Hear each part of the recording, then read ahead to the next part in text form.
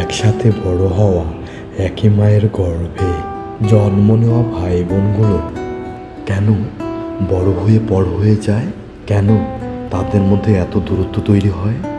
কেন কারো স্বামী, কারো স্ত্রী এসে ভাই বোনের মধুর সম্পর্কগুলো, রক্তের বন্ধনগুলো ছিন্ন করে দেয়? এই কেনর উত্তর নেই, কারণ এর জন্য প্রত্যেক ভাই বোনই দায়ী। আমরা কেন অন্যের কথায় নিজের রক্তের সম্পর্ক নষ্ট করি? আমরা টাকা আর আত্মগরিমায় অন্ধ হয়ে একই বিছানায় বেড়ে ওঠা ভাই বোনের সাথে দূরত্ব তৈরি করি যোজন যোজন মাইল।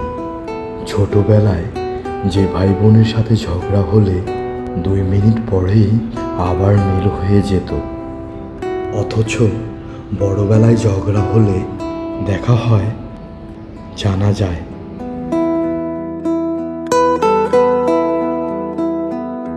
নিরাপদে থাকুন, সুস্থ থাকুন।